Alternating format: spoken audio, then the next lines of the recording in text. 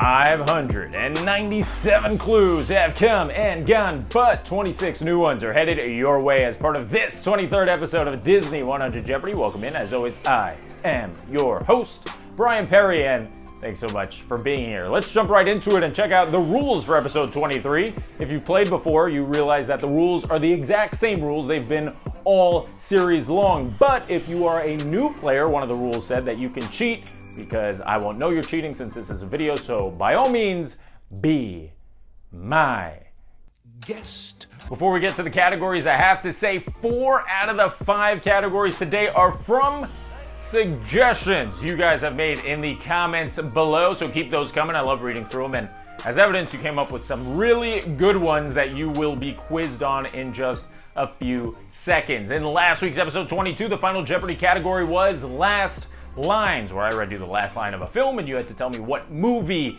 it was. It makes its return, as Final Jeopardy always does, as we take a look at the board in this episode 23. There she is, Last Lines. Will you be able to name the films? Next up, a modern day classic, Moana. Third category, Fast Pass. And speaking of Fast Pass, check out this brand new shirt that we just designed. It's a wanted sign with a paper Fast Pass on it, because if you're an old soul like me, you remember the days where Disney didn't charge you an arm and a leg for Genie Plus or even Lightning Lane. No, they gave you a free paper Fast Pass that allowed you to feel like a VIP and skip the lines. The shirt is available and linked in the description below. RIP paper Fast Pass. Fourth category, the most liked comment in last week's video, a suggestion for Phineas and Ferb. And the fifth and final category, the 70s. That's right, we're going back 6 decades for the 1970s. It's 5 clues all about films released by Disney in that groovy era. All right, it's time for the cupcake round. Each of these clues are worth 200 points each. They're the easiest clues of the game, so I wish you the best of luck. With that, let's take a look at the board and kick things off. Here's Last Lines for 200. Do I still have to sleep in the cupboard?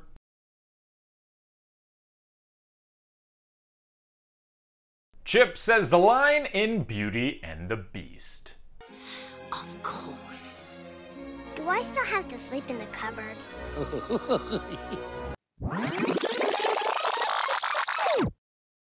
Here's Moana's first clue. The name of the pig.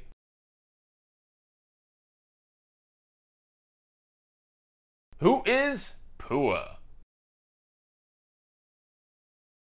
As we get ready for the Fast Pass category, here's how it's going to work. I'm going to show you an old school paper Fast Pass, but I blurred out the top so that you can't read exactly what ride it is for, though you might be able to make out some shapes and colors and all that. So here we go.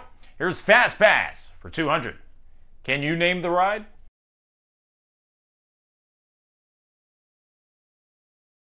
I use the audio at the end of every single video I produce. The correct answer is Star Tours.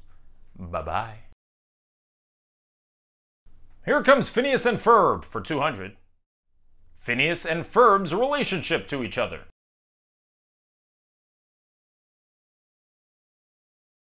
They are stepbrothers.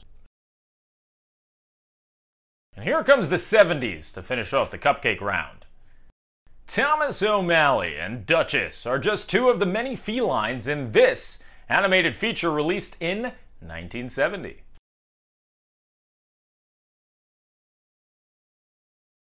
We are looking for the Aristocats. Everybody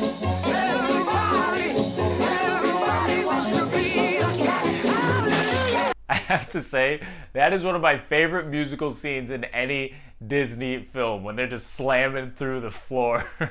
The Aristocats, a very underrated and often forgotten film. All right, it is time for the second round. These are worth twice as much, 400 points each, but these still shouldn't be that difficult. They're a little hard, I guess. Here we go. Let's start with Last Lines. So long, partner.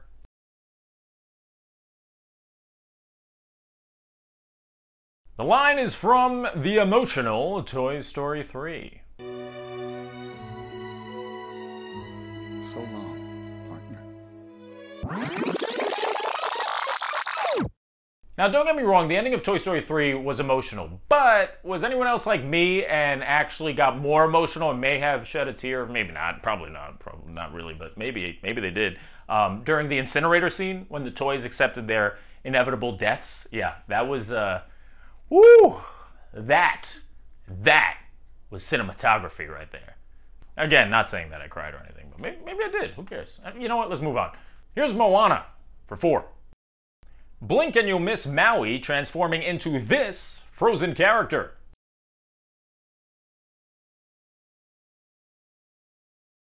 The answer is Sven. I'm back.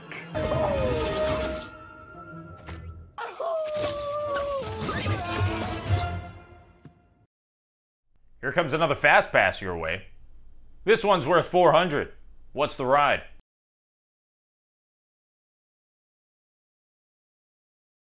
Well, you see the checkered flag on the top and bottom of the blue area. The correct answer, what is Radiator Springs Racers? Here comes Phineas and Ferb for 400. Phineas's older sister.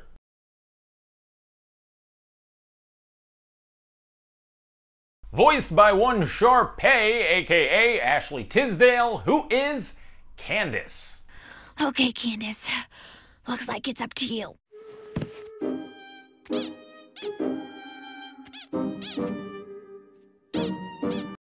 Let's finish off the round by going back to the 70s. This one's worth 4. Originally a book series from Alan Alexander Milne, this franchise was licensed to Disney in 1961 and turned into a feature animated film in 1977.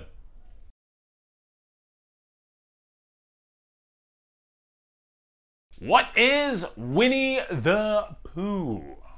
Now, Pooh had some very unusual adventures, and they all happened right here in the 100-acre wood.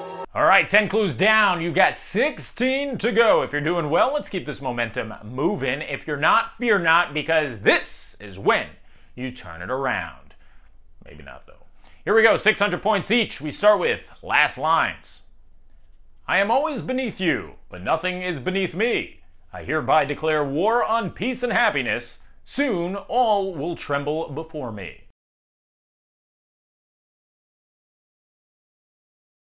I tell you what, declaring war on just peace and happiness might be the most cruel thing a villain could say. The correct answer is The Incredibles. I am always beneath you, but nothing is beneath me. I hereby declare war on peace and happiness. Soon all will tremble before me. Here's Moana for 6. The first song in the film you hear Moana sing in.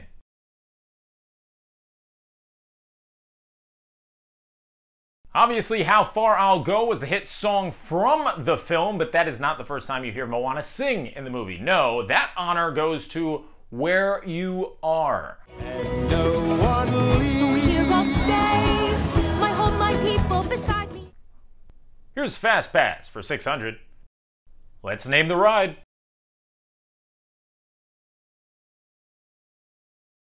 Hold on to your hats and glasses because that would be the wildest ride in the wilderness, Big Thunder Mountain.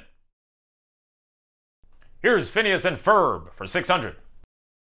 Perry the Platypus, which is unfortunately a nickname that I was given quite a few times, aka Agent P, which would be a nickname I'd actually prefer, works for an organization named the OWCA, which stands for this.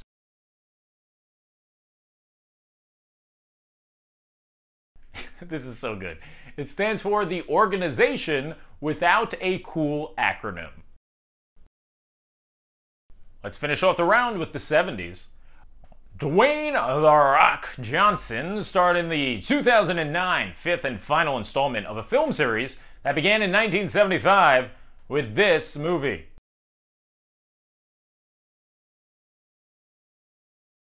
The People's Champ starred in Race to Witch Mountain, but the correct answer is the 1975 movie Escape to Witch Mountain. We are more than halfway through the game, but we've got 11 clues still to go, and normally I say this at the end of every video I make, but I'll throw one in now. If you do like these games that I've been producing over the last 3-4 months, make sure to do me a favor and subscribe. Click that bell icon. Hello, bell. And then comment and let me know how bad that Gaston was. On to the 800-point round now. It starts with last lines. How bad can I be?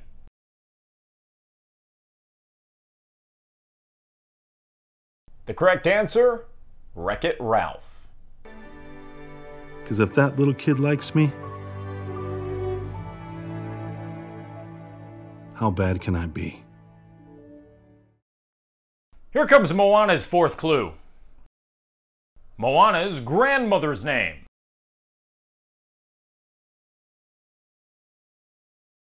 The correct answer is Tala or Grandma Tala. Here's your fourth fast pass. Can you name the ride?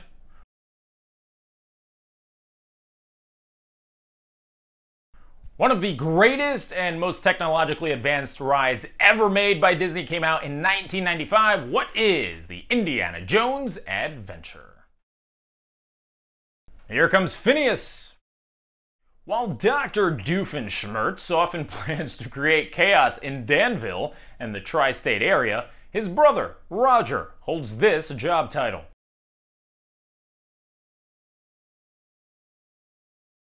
His brother Roger is the mayor of Danville. Here's the last clue of the 800-point round. We're going to the 70s. Anything and everything a chap can unload is sold off the barrow in Portobello Road, are lyrics sung in this 1971 movie.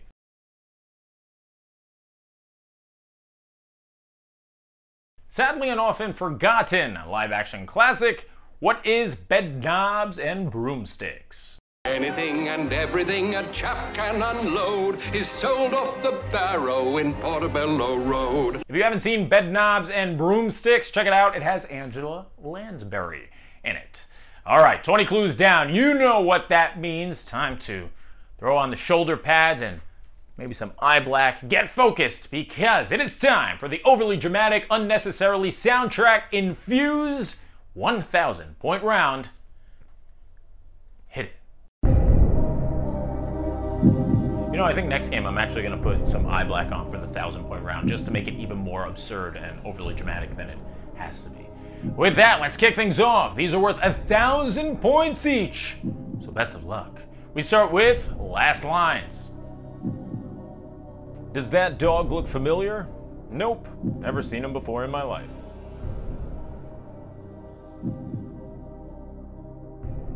The correct answer is Bolt.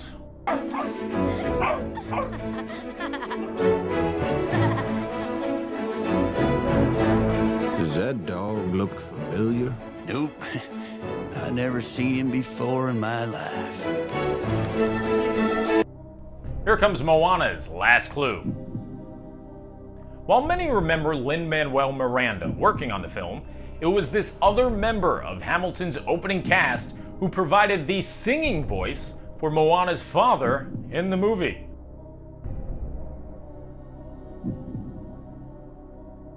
He played George Washington in Hamilton, and he sang as Moana's dad in Moana, who is Christopher Jackson. Moana has been sort of that, constant thing. I went from the Hamilton soundtrack to the Moana soundtrack, and all my boys are like, dude, whatever you do, don't come up in here with that. Here comes your final fast pass. Does this ride look familiar?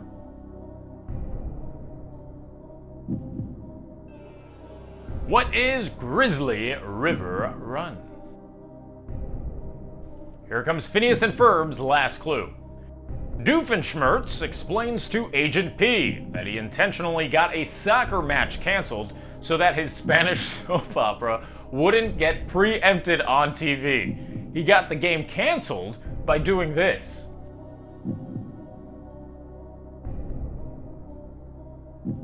If you want to know my sense of humor, that is it. That is exactly my sense of humor. A ridiculous storyline like that. The correct answer is he created a rainstorm. So I bet you're wondering, why did I cause all this rain? You see, while perusing local garage sales, I came upon a big screen TV from 1985. But when I went to turn it on, it was stuck on the Spanish channel. All it played was crazy variety shows and Mexican soap operas. I really got hooked on one of them, though, El Matador de Amor. It has 3 simultaneous storylines that interconnect. Anyway, the last episode was a cliffhanger, but the show got preempted by a soccer game. Oh, I hate soccer. It makes no sense whatsoever. The clock runs up instead of counting down. What is that? So with the help of my Raininator, I rained the game out. All right, it's time for the final clue on the board. It brings us back to the 70s. This live-action film, released in December of 1979, was the first from the company to earn a PG rating.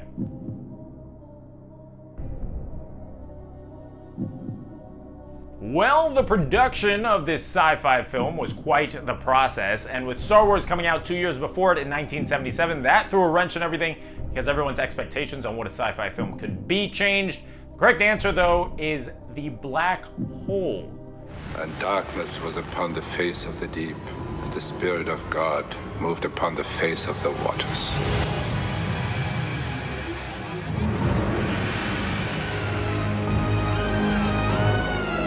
Yes, The Black Hole was the first Disney film to receive a PG rating. Ironically, The Black Cauldron was the first animated Disney film to receive a PG rating. That would be 6 years later in 1985. 25 clues are down and out, but one, the most important one, remains. That is Final Jeopardy. Let's see how much you're going to wager by checking out today's category.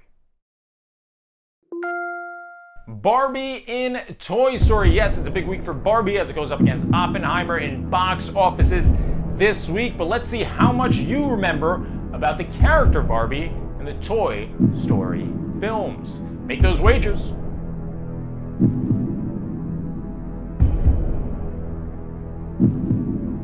All right, time is up. It's time to reveal the final clue of the game. Here it is. In order to get Ken to explain how Lotso turned Buzz evil in Toy Story 3, Barbie does this to get him to speak. Good luck.